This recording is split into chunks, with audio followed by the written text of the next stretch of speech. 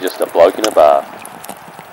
Hello and welcome to the Captain's Run. Also, a big welcome to our mates at Best Shed, absolute legends at Best Sheds. But when we talk about legends, we've got the great Cameron Smith on the line. How you going, brother?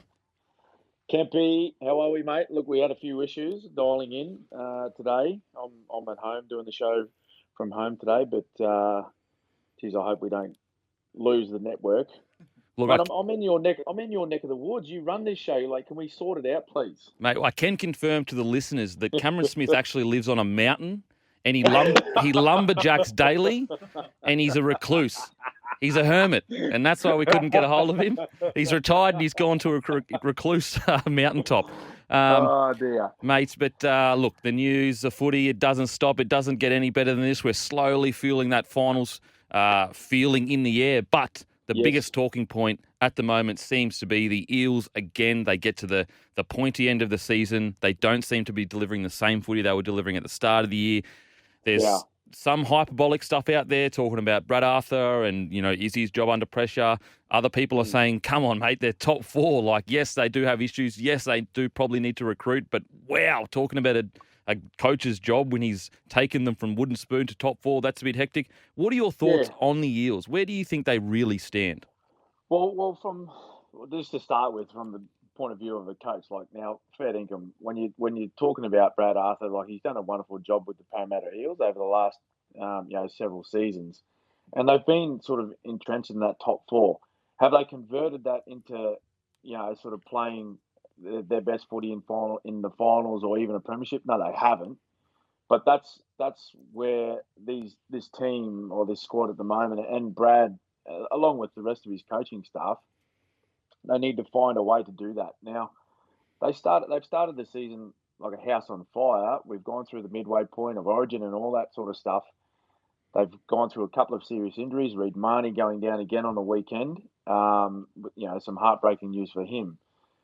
But they now need to convert these good stars, like when we talk about like cricketers, where they get away, they get some runs on the board, and then convert those into 50s, into 100s. Well, the Parramatta Eels, they're getting away to good starts, fairly regularly, but then they're faltering sort of midway through the year, and they just can't seem to convert, the position that they put themselves in at the start of every season into, finishing off a successful year. So, have they got the squad to compete with, the likes of Melbourne, Penrith, and you even now talking about the Rabbitohs and Manly? I believe they do. But they just need to be able to find their best football at the right time. Like it's great. It's great to be able to, be regarded as one of the best teams in the first half of the year. That's really good. Like it's important to start well and put yourself in a good position to finish off the year. But the Eels just haven't been able to do that over the past several seasons. What that reason is, I'm not too sure, because talent and skill, it just doesn't disappear, Kempy. Like, you just don't all of a sudden lose it.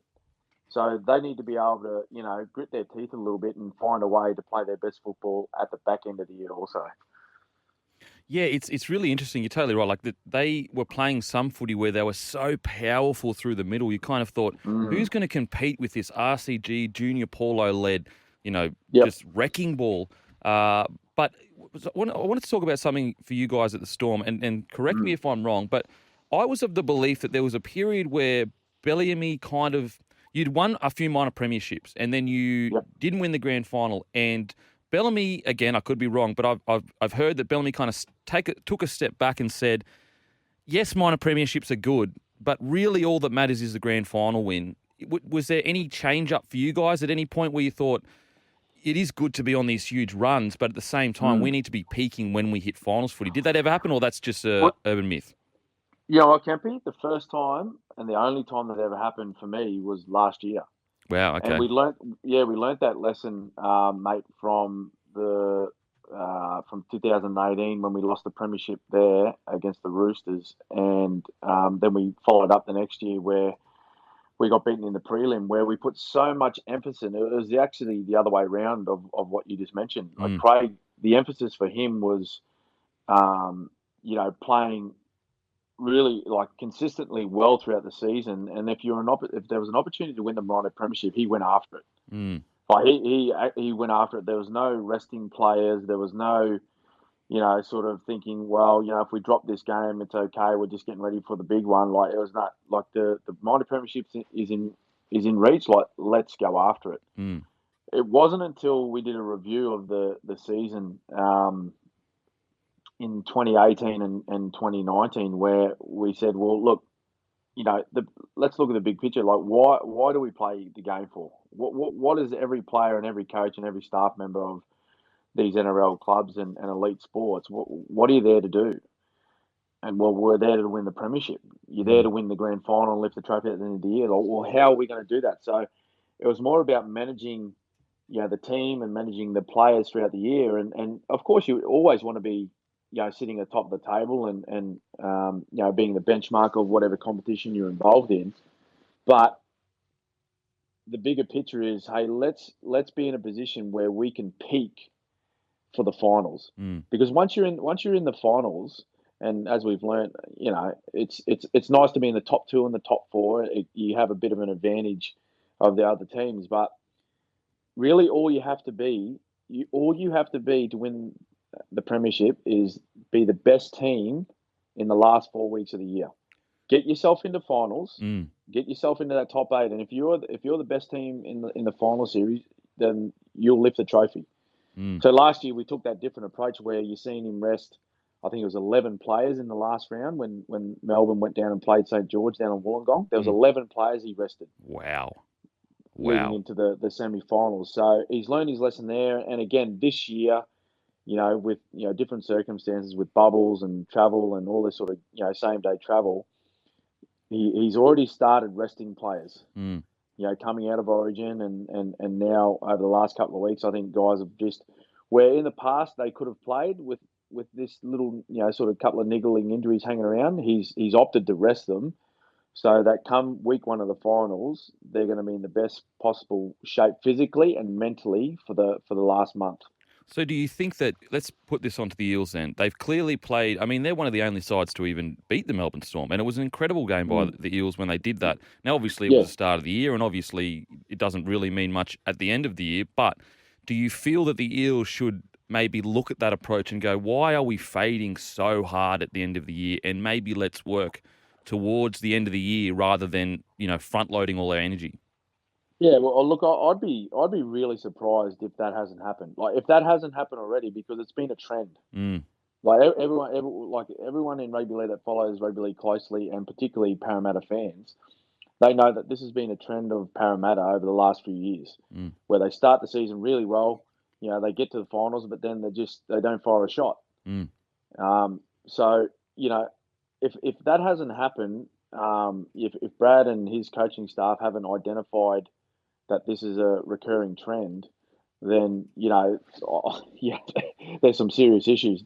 I think they would have, but unfortunately, it's just happened again. The way they've addressed it, it obviously hasn't worked. I don't know. Maybe they need to look at things like changing up training and maybe just varying the preparation that they have for some matches and lighten the load for players. Is it a fatigue issue? Are the players just tired this part of the year because of the effort that they put in, not only in the first half of the season but also the preseason? Yep. There's obviously there's big training loads leading into the year, and are they burnt out? Are they just reach their peak and just start falling off the cliff a bit? I'm not too sure. I'm not in their bubble. But these are all the things that the coaches in particular need to be looking at. Why isn't our team and why aren't our players performing as well as they were in the first 10 to 12 matches of the year? See, I'm of the belief, I'm in two minds. I agree with you that you don't lose skill, obviously, not at all. They've proven that they can go toe-to-toe with the best teams in the comp. But I do also believe that they're one definitely strike outside backs away from challenging the top dogs. I feel like sometimes in games, you look at the Rabbitohs, they can turn to Cody Walker, Latrell Mitchell. You look at the Storm, you got Nico Hines, Hughes, Munster. You go to the Panthers, the list goes on and on. Whereas when I look at the Eels and I look at their stars, Gutho's a grinder, and that's good because you can build a team around a grinder because you know what you're going to get each week. Brown is still very young. Mitchell Moses, he's not going to explode the game open, but he has an incredible kicking game. So where do you look for in that back line? Sivo is a finisher. Ferguson has been struggling for form. And I just feel like, if let's say you agree with that premise, who would you target if you were the Eels right now as an outside back? Maybe a Campbell Graham, Joey Manu. Would you look at that, or do you think they've got the cattle? Yeah, I certainly think they've got the squad to be there with the best teams. I really do. And you see, they've beaten Melbourne Storm this year. I think the Storm may have been missing one or two players, but still, they've shown that they can match it with the best teams.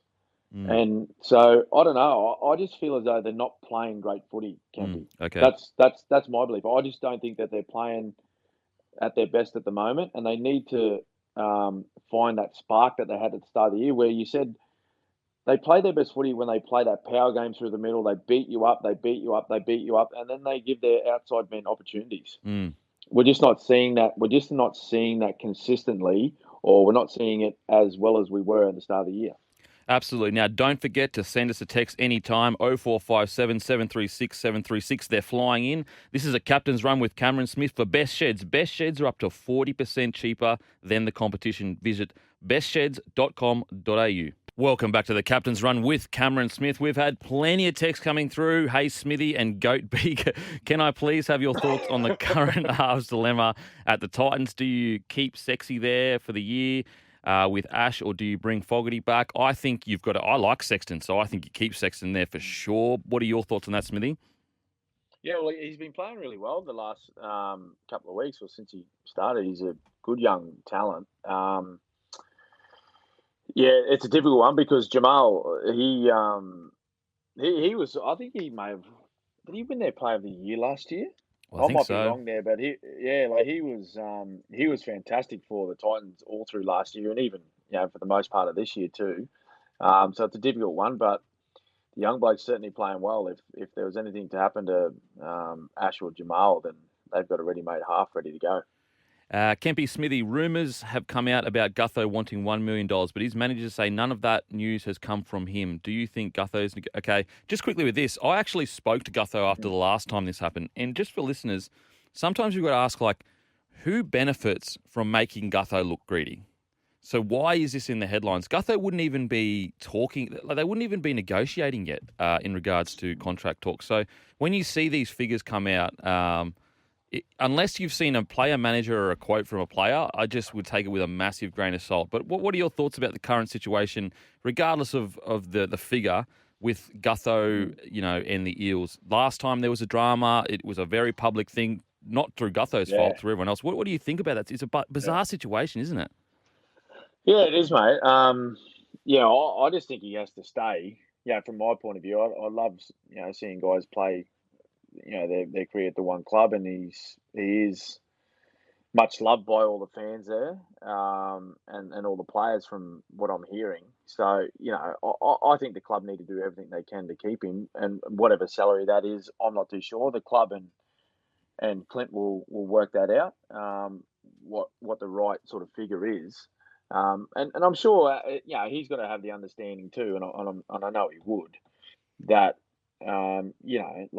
when you've been playing that long and you're sort of, at the halfway mark of your career, or coming towards the back half of your career, you want to be, quite aware of, making sure that you have a strong squad around you too.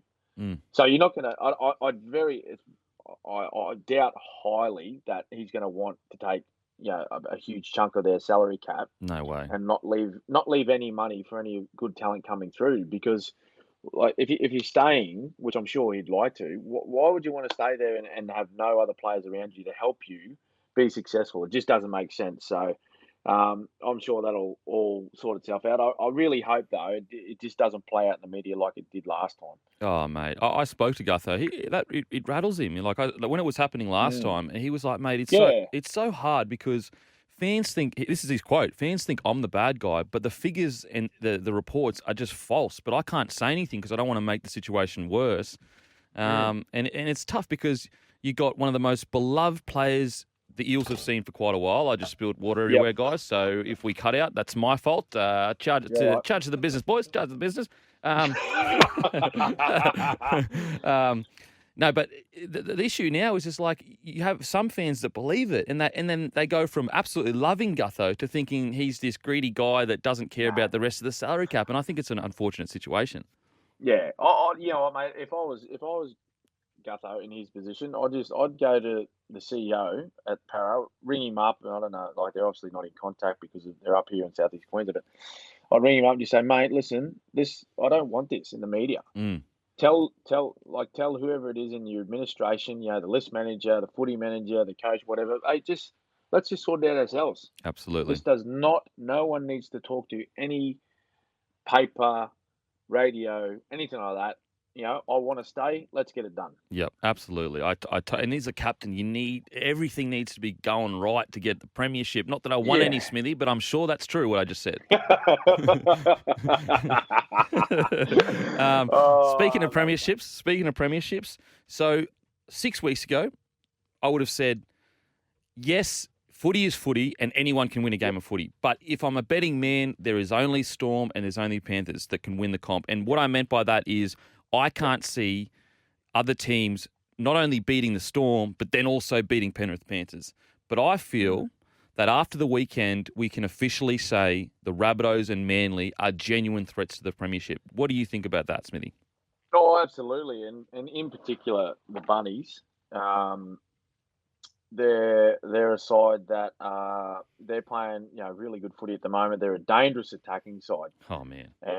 And the form that Latrell and Cody Walker are in at the moment, they on their day they can beat any team in this competition. Yep. And you can throw Manly into that as well. Like they matched it with Melbourne for the most part of that game. A couple of late sort of errors cost them a couple of points, but they were up to their eyeballs in that match the other night against Melbourne, and they took them all the way. So, the form that it's been well documented how good Tommy's playing at the moment, and probably arguably the best player in the competition right now.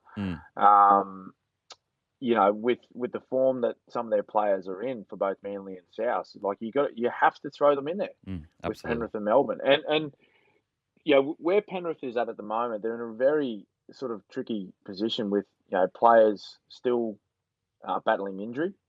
Api Coruscant suspended for another game,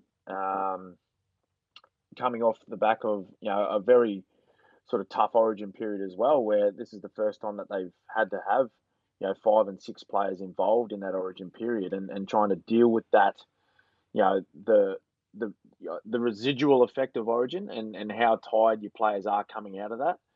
This is really the first time they've had to, deal with that situation. So it wouldn't surprise me at all if South they even leapfrogged them into second. Wow. To finish the year. Now I reckon looking at the draw, it's going to be pretty close. Yep. It's going to be pretty close, mate, with how that finishes. It may even come down to a points differential. Currently, South they're trailing Penrith by 50 points, the points differential.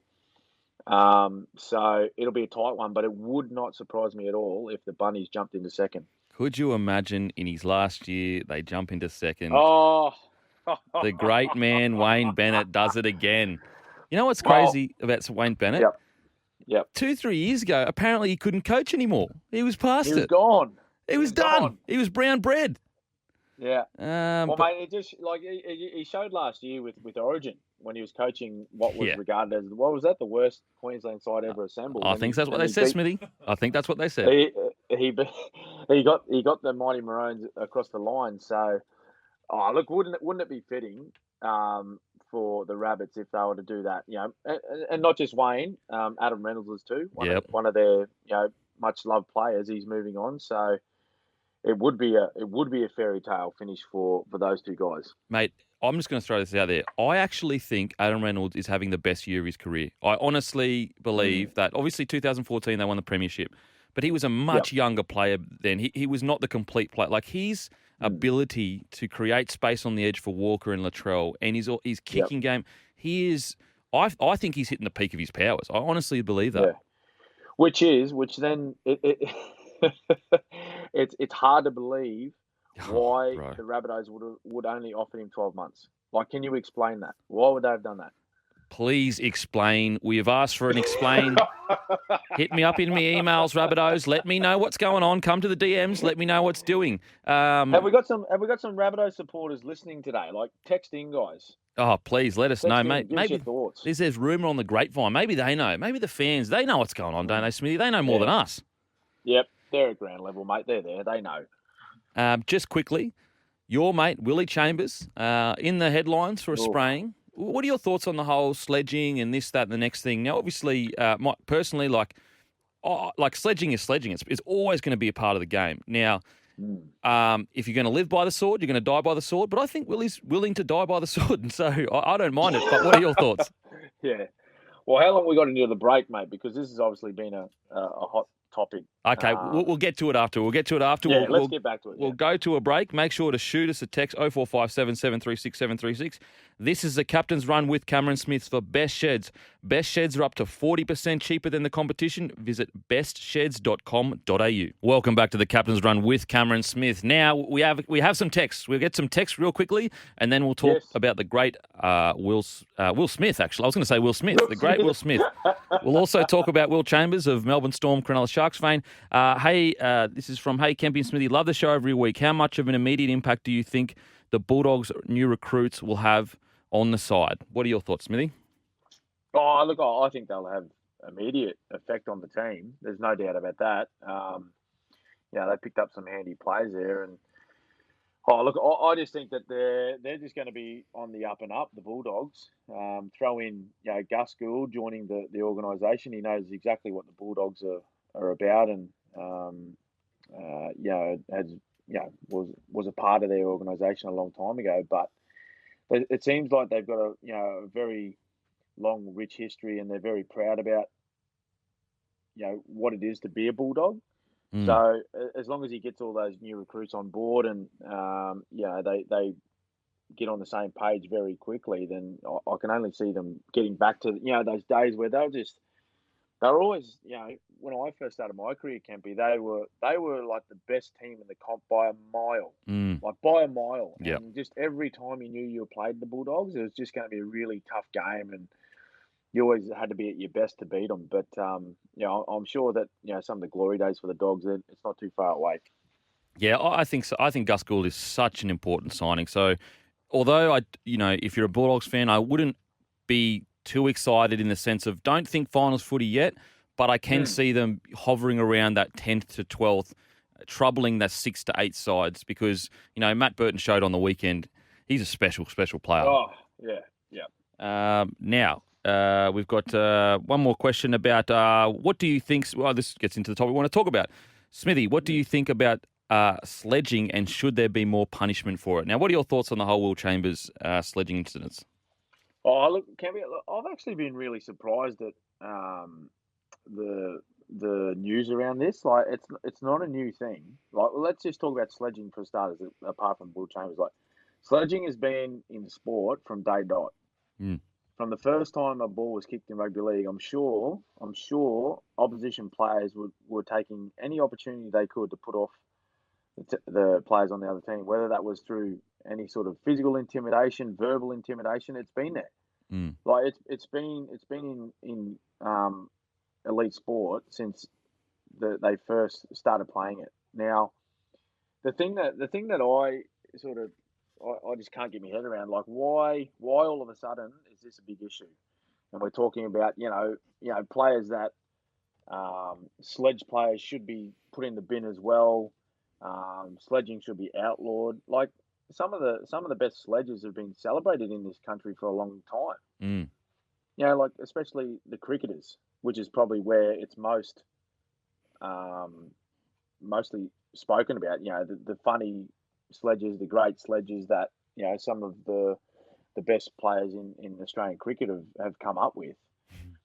I just can't get my head around why it's such a big issue, and particularly now, like people have got stuck into Will Chambers, and does he sledge a lot? Yes, he does. Like it's part of his game. It's not new. Mm. It's not a new thing. Like Will Chambers has been doing this for the most part of his career, which has spanned out of the last 12 or 15 years. Mm. And I've played alongside Will for a long time, and there were times when he probably got a little bit carried away. And I'm not saying he, went too far with his sledges or crossed the line with his sledges, but it was almost like it took his mind off his job. And so, he just was given a little reminder from, guys like myself or Billy or Cooper, Ryan Hoffman at times, the senior players to say, hey, mate, just get your mind back on the job. Yeah. Yeah. For me, sorry, Kempy, but for me, like sledging, it's part of sport. Mm. Like everyone is out there to win and everyone is out there to gain an advantage on your opposition player any way you can, within reason. I'm not saying it's just open slather. Like you can sledge the opposition on anything you want as far as it's reasonable. Yeah, Like, I you know what agree. I mean? I agree. I think that there are lines that you shouldn't cross, but Absolutely. everything up to that line, I believe that you don't want to put in rules because then it becomes where is the line then? You know what I mean? Yeah, then all of a right, sudden mate. we'll be like the NFL where you can't celebrate too much. Yeah. And so, although me personally wasn't a sledger, probably because getting me head punched off my shoulders, but I wasn't a sledger and I wouldn't do it. And I do think some things, are across the line. But at the same time, I understand there's a place in our game for it. And also, what I'm not getting is like, it's one bloke. It's Will Chambers. Like, this is not an issue plaguing the NRL. This is not an issue that like every game where we're sitting here going, oh, we need to throw in another rule to stop this from ruining the game. It's like, look, that's right, mate. Will Chambers, he said some things. Kane Evans, through two of the little cheeky jabs he missed. If he had got him, I'm sure Will Chambers would have been like, yep, all right, sweet. And then we move on. That's right, mate. And I think that's why there's been a bit of a kerfuffle made about it, is because of the reaction to it, and it was all in the one match. Yeah. So there was 1, 2, 3, probably 4 different incidents in the one game. Whereas, as you said, like he's like every person that plays in the NRL knows Will Chambers sledges.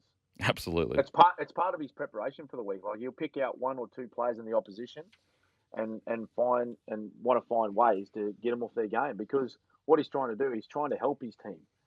Now, sometimes does that backfire? Yeah, it does. But there was he gave his team on the weekend an opportunity for 20 minutes to play against 12 men. Yeah. Yeah. It's, in that specific case, his sledging absolutely worked, so...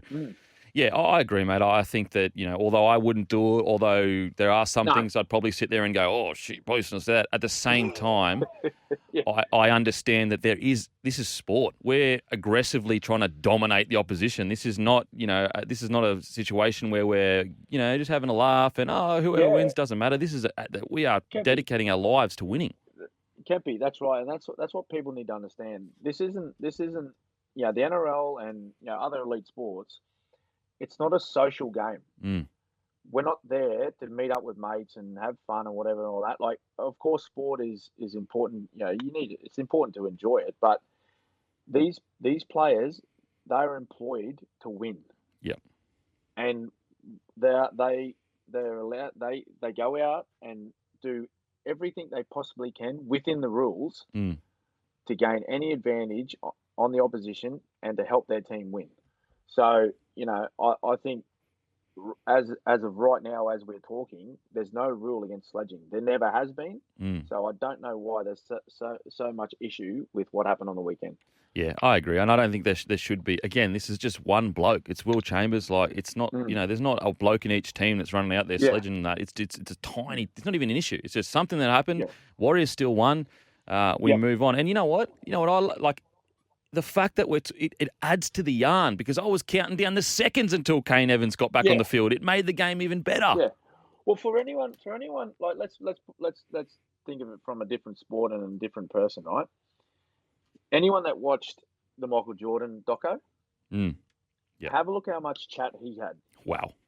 to the opposition. Yeah. And people, they used to say, like, opposition teams and coaches, players used to say, like, don't try to sledge MJ. Don't try to talk Michael. Don't get in his ear, because he just fires up and then he comes back at him. Like he's loved globally, Michael Jordan. Yeah, it's so Like, true. I love him. Like, you know what I mean? So I don't know. Like, he's one of the greatest athletes to ever, set foot on this earth. But he's also, from what we've seen, like, he didn't mind chirping off the opposition too. Absolutely. Because he was there to win. Yeah. He would do anything he could to get one over the opposition, and people loved him. So I don't know why we're just carrying on as much as we are about what's happened on the weekend. Well, I think you hit the nail on the head. At the Storm, you've always won, so no one talked about it. Now the Sharks are losing. Now we're talking about That's right, mate. That's right, mate. But anyway, after the break, we will be speaking to the great Tristan. But don't forget to join the conversation, 0457 736 736. This is a captain's run with Cameron Smith for Best Sheds. Best Sheds are up to 40% cheaper than the competition. Visit bestsheds.com.au. When we come back, we catch up with Tristan from TopSport for the latest odds. Welcome back to the captain's run with Cameron Smith. Now it's time for an odds update. Time for TopSport, giving you top dollar for everything NRL.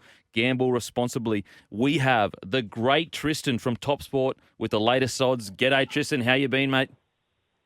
Yeah, good, Kempy, although I'm starting to wonder if I need a career change, because I've been listening to your little segment leading into this, and I would have had you $1.10 to be a prolific sledger, so I'm very surprised by that when we heard about the segment.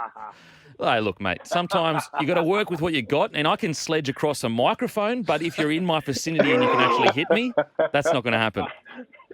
Well, I actually thought after, how many times was it, Smithy? Was it 7 or 8 times we were informed about the national 800-metre champion? Here we go. There were several. Mate. I thought that might have been, when you dropped a few sledges, you might have been running away from a few people to get the miles in the league. Absolute stitch up. I was forced to say that. Someone had a gun to me. They said, "Kempy, please tell the punters that you're an 800-metre." And I was like, I don't want to do it. I'm humble. Now, give us, what's the latest odds, Tristan? Your horse, it got up last week. Your horse got up, didn't it? It did. We finally got off the duck. So yeah, we got $700 in the kitty for the charity account. Yes, there's a win.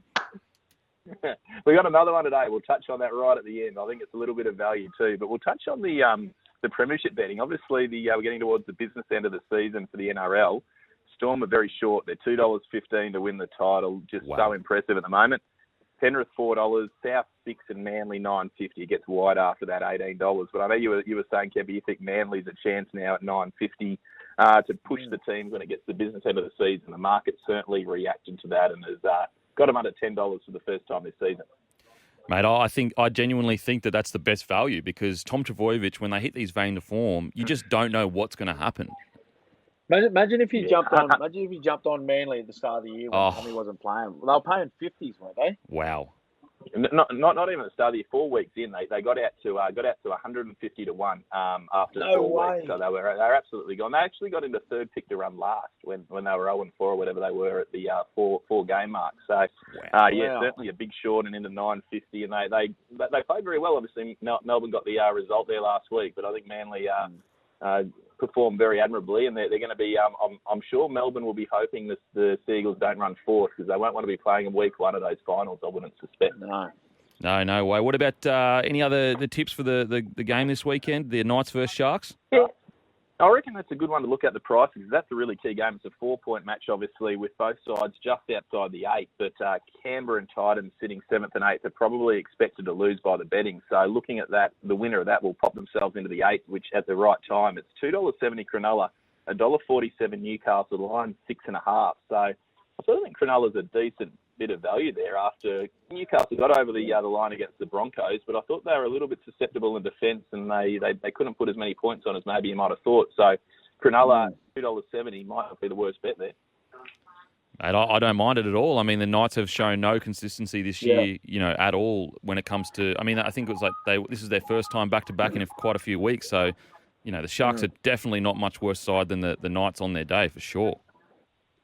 Yeah, 100%. And then we'll finish off a little segment with we'll have a look at a race today. We got a little share in a horse, race 5, number 3, Nick Our Spur, $12 shot. I thought it was going to be about $5. So I think it's worth a little bit of an each-way bet after play up our winnings after last week. We'll put 100 each way on it for the charity account, and hopefully we can get the figure up near 2,000 when we're speaking next. Mate, surely. So that's Tristan. That's Sandown race 5. Sandown race 5 today. It's about 2:45 to Savo. Race 5, number 3, Nick Our Spur out of the Mar and Eustace yard. So worth an each-way bet for sure. It's been up and down the form line, but I think last run might have been a forgive run, and it won its start before that. So it's a pretty tricky race, but I think it's definitely over the odds. Mate, thank you so much, Tristan. My day always gets better when I get to speak to you. Make sure to gamble responsibly, guys, and we'll speak to you next week, Tristan. There you go.